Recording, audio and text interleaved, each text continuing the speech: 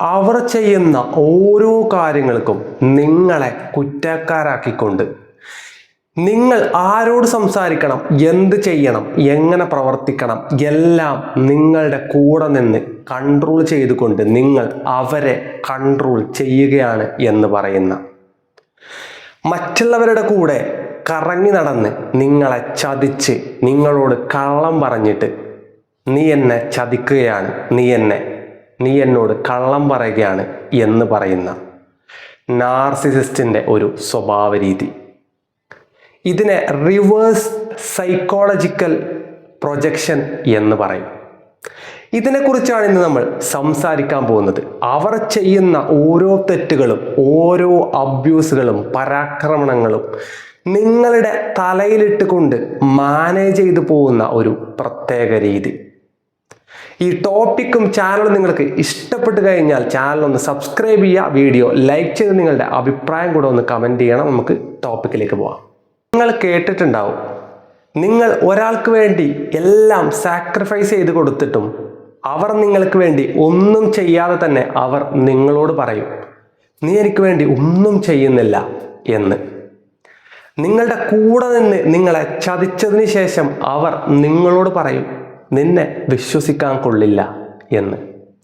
നിങ്ങളുടെ മുഖത്ത് നോക്കി കള്ളങ്ങൾ പറഞ്ഞുകൊണ്ട് അവർ നിങ്ങളോട് പറയും, നീ ഒട്ടും ലോയലല്ല എന്ന്. ഇങ്ങനെ നിങ്ങളെ എല്ലാ രീതിയിലും മാനിപ്പുലേറ്റ് ചെയ്ത് നിങ്ങളുടെ ഷെയർ ഒന്നും നിങ്ങളെ അറിയിക്കാതെ എല്ലാ കാര്യങ്ങളും ഹൈഡ് ചെയ്ത് പിടിച്ച് നിഗൂഢമായി നിങ്ങളുടെ കൂടെ ജീവിച്ചു വന്നിട്ട് അവർ പറയും നിങ്ങൾ അവരെ മാനിപ്പുലേറ്റ് ചെയ്യുകയാണെന്ന്. ഈ ഒരവസ്ഥ നിങ്ങൾക്കുണ്ടായിട്ടുണ്ടോ? എങ്കിൽ മനസ്സിലാക്കണം, നിങ്ങൾ ഒരു റിവേഴ്സ് സൈക്കോളജിക്കൽ പ്രൊജക്ഷനിലൂടെ കടന്നു പോയിട്ടുണ്ട് എന്നുള്ളത്. നമുക്കിത് കുറച്ച് ഡീറ്റെയിൽ ആയിട്ട് നോക്കാം.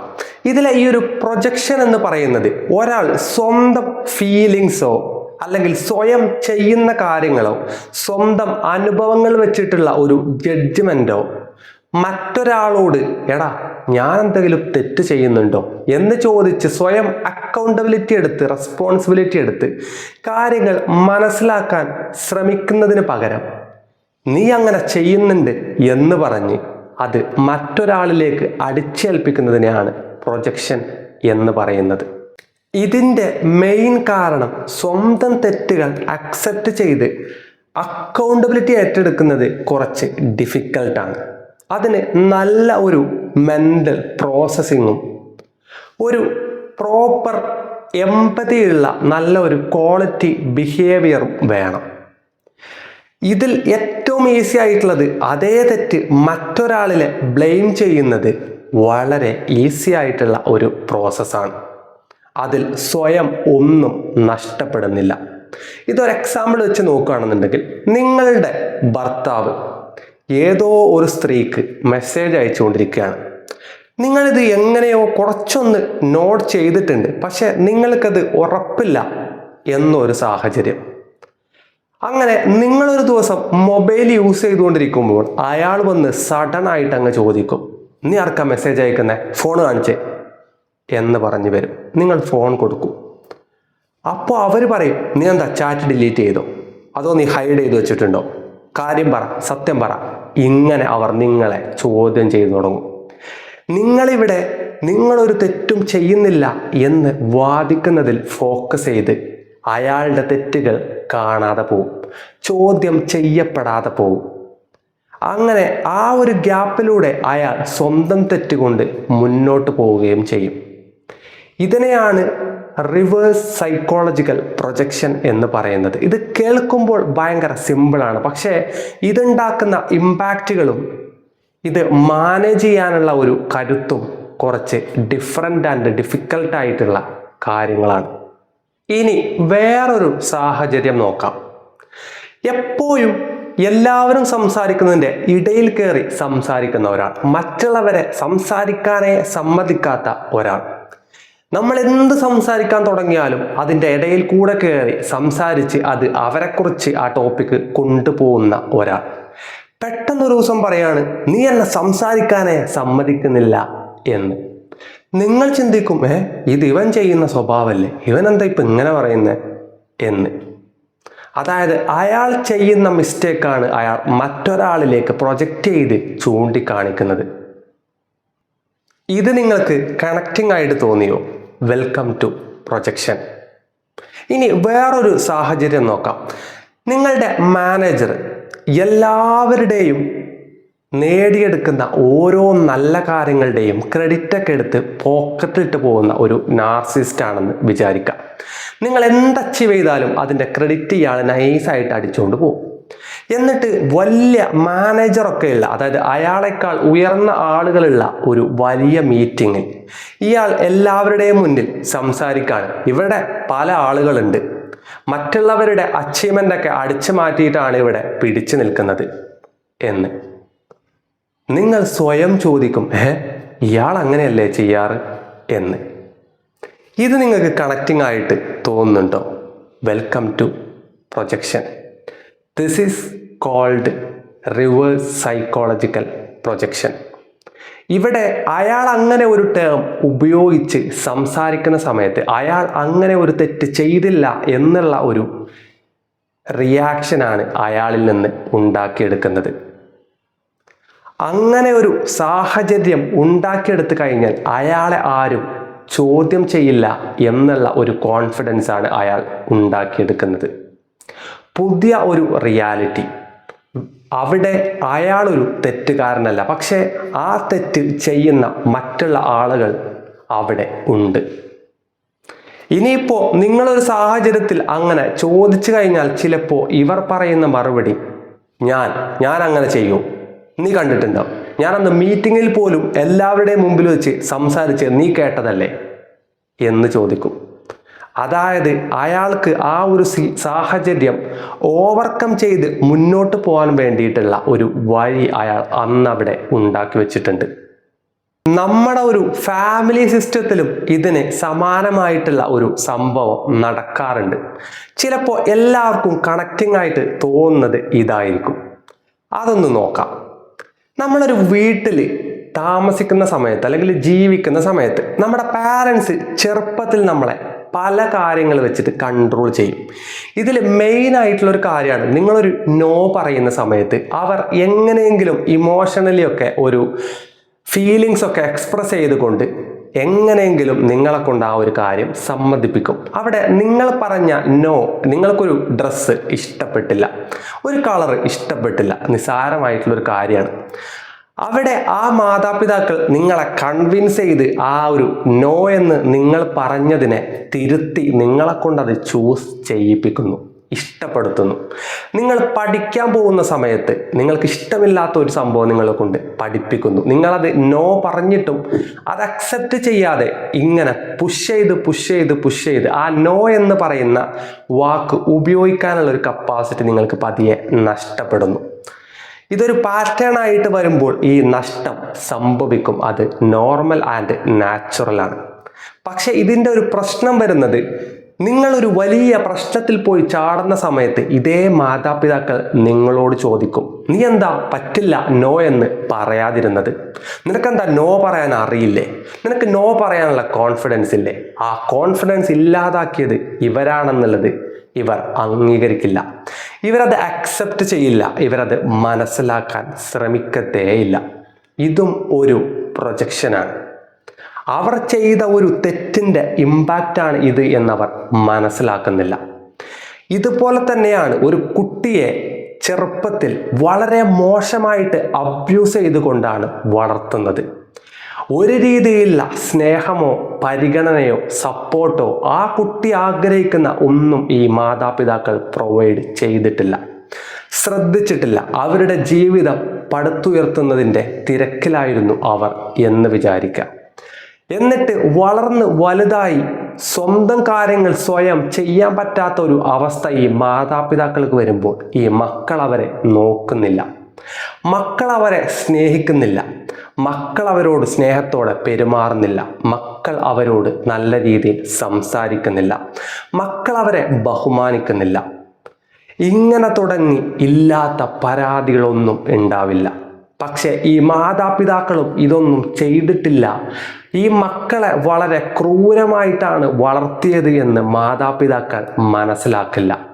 ഇതും ഒരു റിവേഴ്സ് സൈക്കോളജിക്കൽ പ്രൊജക്ഷൻ തന്നെയാണ്. ഈ ഒരു രീതിയിലാണ് ഓരോ ടോക്സിക് ആയിട്ടുള്ള നാർസിസിസ്റ്റും ഈ ഒരു ടെക്നിക്ക് ഉപയോഗിക്കുന്നത്. ഇതിൻ്റെ കാരണം ഒന്ന് തന്നെയുള്ളൂ. അവർ ചെയ്തത് ശരിയാണ്, അവർ നല്ല ആളുകളാണ്, ഞാനൊരു നല്ല വ്യക്തിയാണ്, നന്നായിട്ട് പെരുമാറുന്ന ഒരാളാണ് എന്ന് മറ്റൊരാളെ കുറ്റപ്പെടുത്തിക്കൊണ്ട് കാണിക്കണം. പകരം ഞാൻ ചെയ്തത് ഇങ്ങനെയല്ല എന്ന് കാണിക്കാനോ അതെടുത്ത് പറയാനോ ആരും ശ്രമിക്കത്തുമില്ല. അവരെ കൊണ്ടത് സാധിക്കുകയുമില്ല. കാരണം അവർ ചെയ്യുന്ന തെറ്റാണ് അവർ മറ്റുള്ളവരിലേക്ക് പ്രൊജക്റ്റ് ചെയ്യുന്നത്. ഈ ഒരു രീതിയിൽ നമ്മുടെ നാട്ടിൽ നടക്കുന്ന വളരെ നിസ്സാരമായിട്ടുള്ള ഓരോ സാഹചര്യങ്ങളും കണക്ട് ചെയ്ത് ചിന്തിച്ചാൽ മതി. നമ്മുടെ നാട്ടിലെ പൊളിറ്റിക്സിൽ രണ്ട് പാർട്ടികൾ തമ്മിൽ ഫൈറ്റ് ചെയ്യുന്നത് ശ്രദ്ധിച്ചു നോക്കിയാൽ തന്നെ ഈ ഒരു സൈക്കോളജിക്കൽ പ്രൊജക്ഷൻ നന്നായിട്ട് കാണാൻ സാധിക്കും. ഒരു പാർട്ടിയിലെ ഒരു നേതാവ് ഒരു ഭരണം മുന്നോട്ട് കൊണ്ടുപോകുന്ന സമയത്ത് അവർ ചെയ്ത ഒരു തെറ്റായ പ്രവൃത്തി, ഇതേ തെറ്റ് അടുത്ത വരുന്ന ഒരു പാർട്ടിയും ചെയ്യുകയാണെങ്കിൽ അവരും ചെയ്യുന്നുണ്ടല്ലോ, അവരിപ്പോൾ എന്താ ചെയ്യുന്നത് എന്നാണ് ചോദിക്കുക. സ്വന്തം തെറ്റ് ഉൾക്കൊണ്ടുകൊണ്ട് അത് തിരുത്താനുള്ള ഒരു മനസ്സ് അവിടെ കാണിക്കുന്നില്ല. പകരം ആ തെറ്റ് മറ്റുള്ളവരിലേക്ക് പ്രൊജക്റ്റ് ചെയ്യാനോ അത് കാണിക്കാനോ ചൂണ്ടിക്കാണിക്കാനോ ആണ് ശ്രമിക്കുന്നത്. ചിലപ്പോൾ ഈ രണ്ടാമത് വന്ന ആൾ ആ ഒരു തെറ്റ് ചെയ്തിട്ടുണ്ടാവില്ല, പക്ഷെ സ്വന്തം തെറ്റ് മറച്ചു വെക്കാൻ വേണ്ടിയിട്ട് അങ്ങനെ ഒരു സംഭവം ഉണ്ടാക്കിയെടുക്കുന്നതായിരിക്കും. അങ്ങനെ വരുന്ന സമയത്ത് ഇത് കംപ്ലീറ്റ്ലി ഒരു മാനിപ്പുലേറ്റീവ് ടാക്റ്റിക്കായിട്ട് മാറി. ഇവിടെയും നിങ്ങൾ അക്സെപ്റ്റ് ചെയ്യേണ്ടതും ഓർക്കേണ്ടതുമായിട്ടുള്ള ഒരു കാര്യമുണ്ട്. നമ്മളെല്ലാവരും ഹ്യൂമൻ ബീങ്സ് ആണ്, നോർമലായിട്ടുള്ള സാധാരണ പച്ചയായ മനുഷ്യർ. നമുക്കെല്ലാവർക്കും മിസ്റ്റേക്കുകൾ പറ്റും. നമ്മളെല്ലാവരും വൺസ് ഇൻ എ വൈൽ ആരെയെങ്കിലുമൊക്കെ ബ്ലെയിം ചെയ്യാറുണ്ട് തെറ്റായിട്ടുള്ള രീതിയിൽ. അങ്ങനെ വരുന്ന സമയത്ത് നമ്മളൊരു നാർസിസ്റ്റിക് സ്വഭാവമുള്ള ആളാണോ അല്ലെങ്കിൽ ടോക്സിക് ആയിട്ടുള്ള ഒരാളാണോ? അല്ല. ഈ നാർസിസ്റ്റിലേക്ക് വരുന്ന സമയത്ത് ഇതിലൊരു പാറ്റേൺ ഉണ്ടാവും. ചെയ്യുന്ന എല്ലാ പ്രവർത്തികളും, അവർ ചെയ്യുന്ന എല്ലാ മോശം പ്രവർത്തികളും അവർ നിങ്ങളിലേക്ക് പ്രൊജക്റ്റ് ചെയ്യും. പക്ഷേ നല്ല എമ്പതിയുള്ള ഹെൽത്തി ആയിട്ടുള്ള ഒരാളാണെങ്കിൽ സ്വയം അങ്ങനെ ബ്ലെയിം ചെയ്താൽ പോലും ഒരു ടൈം എത്തുന്ന സമയത്ത് ഞാൻ ചെയ്തത് തെറ്റായിപ്പോയി, അതെൻ്റെ ഭാഗത്തുള്ള ഒരു മിസ്റ്റേക്ക് ആയിരുന്നു, ഞാൻ അപ്പത്തെ ഒരു സാഹചര്യത്തിൽ പറഞ്ഞു പോയതാണ് എന്ന് തുറന്ന് പറയാനും അതിൻ്റെ അക്കൗണ്ടബിലിറ്റി ഏറ്റെടുക്കാനുമുള്ള മനസ്സ് കാണിക്കുന്നവരായിരിക്കും. അത് തന്നെയാണ് ഒരു ഹെൽത്തി പേഴ്സണും ഒരു നാർസിസ്റ്റും തമ്മിലുള്ള വ്യത്യാസം. പൂർണ്ണമായിട്ടും പെർഫെക്റ്റായി നടക്കുന്ന ഒരാളല്ല ഹെൽത്തി ആയിട്ടുള്ള ഒരാൾ. സ്വന്തം തെറ്റ് സമ്മതിക്കാനും അത് മനസ്സിലാക്കാനും തിരുത്താനും മനസ്സുള്ള ഒരാളാണ് ഹെൽത്തി ആയിട്ടുള്ള ഒരു പേഴ്സൺ എന്ന് പറയുന്നത്. ഇനി ഈ ഒരു റിവേഴ്സ് സൈക്കോളജിക്കൽ പ്രൊജക്ഷൻ എങ്ങനെ ഹാൻഡിൽ ചെയ്യാം? ഇത് ഒന്ന് ഫോക്കസ് ചെയ്ത് ശ്രദ്ധിച്ച് നിന്നാൽ മതി. അവർ ഒരു കാര്യം ബ്ലെയിം ചെയ്യുന്ന സമയത്ത് ആ ഒരു കാര്യത്തിന് എന്തെങ്കിലും തെളിവുണ്ടോ എന്നുള്ളത് ചോദിക്കുക, അല്ലെങ്കിൽ മിനിമം ചിന്തിച്ച് നോക്കുക, ഞാനങ്ങനെ ചെയ്തിട്ടുണ്ടോ എന്ന്. അതായത് ഒരു മൈൻഡ്ഫുള്ളായിട്ട് സ്വന്തം റിയാലിറ്റിയിൽ എന്ത് സംഭവിച്ചു എന്ത് സംഭവിച്ചിട്ടില്ല എന്ന് നമുക്ക് അറിയണം. അല്ലാതെ അവർ പറയുന്ന കാര്യം അങ്ങനെ ഒരു വലിയ ജഡ്ജ്മെൻ്റ് ആക്കി എടുത്ത് ഞാൻ തെറ്റുകാരനാണ് കഴിഞ്ഞു, അങ്ങനെയല്ല. അങ്ങനെ പോയി കഴിഞ്ഞാൽ നിങ്ങൾക്ക് കുറച്ച് കഴിയുമ്പോൾ നിങ്ങൾ സ്വയം ഒരു കോൺഫിഡൻസും ഒരു സെൽഫ് വാല്യൂ റെസ്പെക്റ്റ് ഒക്കെ അങ്ങ് നഷ്ടപ്പെടും. ആർക്കും എന്തും പറഞ്ഞ് നിങ്ങളെ ബ്ലെയിം ചെയ്യാം എന്നൊരു സിസ്റ്റം ഉണ്ടായി വരും. ഒരാൾ നിങ്ങളെ സഡനായിട്ട് ഇമോഷണലി ഡിസ്റ്റർബ് ആവുന്ന രീതിയിൽ ജഡ്ജ് ചെയ്യുമ്പോൾ അല്ലെങ്കിൽ ബ്ലെയിം ചെയ്യുമ്പോൾ സ്വയം ചിന്തിക്കാം, ഇവർ ഈ പറഞ്ഞ സംഭവം ഞാൻ ചെയ്യുന്നുണ്ടോ, അതോ ഇത് അവർ ചെയ്യുന്നത് തന്നെ എൻ്റെ തലയിലിടുകയാണോ, ഇതിനെന്തെങ്കിലും തെളിവുണ്ടോ, ഞാൻ അവരെ വിശ്വസിക്കുന്ന പോലെ അവരെന്നെ വിശ്വസിക്കാറുണ്ടോ, അവരെൻ്റെ ഫോണാണോ ചെക്ക് ചെയ്യാറ്, ഞാൻ അവരുടെ ഫോണാണോ ചെക്ക് ചെയ്യാറ്, അവരെന്നെ ഫോളോ ചെയ്യുന്ന പോലെ ഞാൻ അവരെ ഫോളോ ചെയ്യാറുണ്ടോ, അവരെന്നെ ചതിച്ച പോലെ ഞാൻ അവരെ ചതിച്ചിട്ടുണ്ടോ? ഇങ്ങനെ സ്വയം ചോദിക്കേണ്ട ചോദ്യങ്ങൾ ചോദിച്ചു തുടങ്ങിയാൽ തന്നെ നിങ്ങൾക്കിത് ഈസി ആയിട്ട് അവോയ്ഡ് ചെയ്യാനും ഫേസ് ചെയ്യാനും റെസിസ്റ്റ് ചെയ്യാനും സാധിക്കും. വളരെ സിമ്പിളായിട്ട് തെളിവ് ചോദിക്കാൻ പറ്റുന്ന കാര്യങ്ങൾക്ക് തെളിവ് മാത്രം ചോദിച്ചാൽ മിണ്ടാതിരിക്കും. കാരണം ഒരു തെളിവുമില്ലാതെ നിങ്ങളെ തലയിലേക്ക് ഇത് പ്രൊജക്റ്റ് ചെയ്യാനാണ് അവർ ശ്രമിക്കുന്നത്.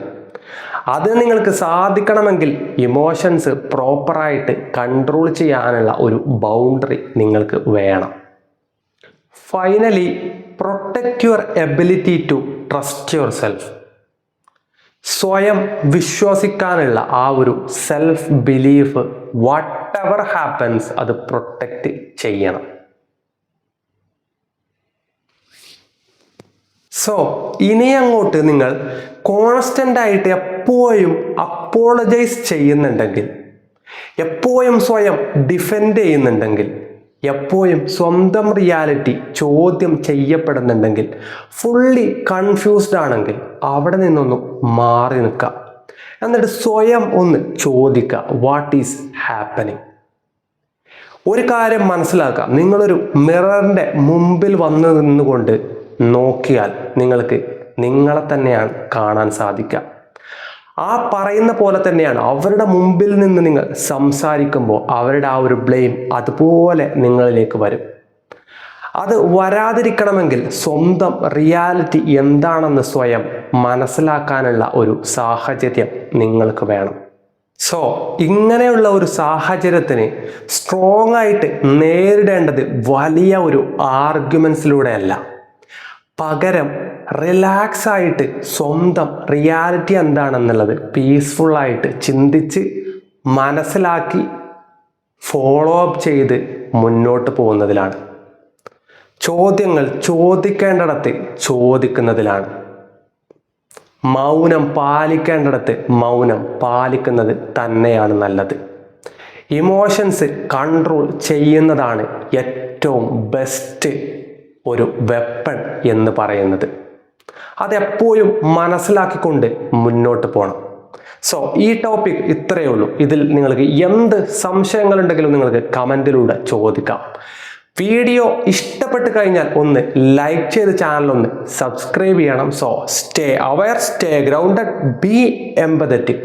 This is TQ Talks.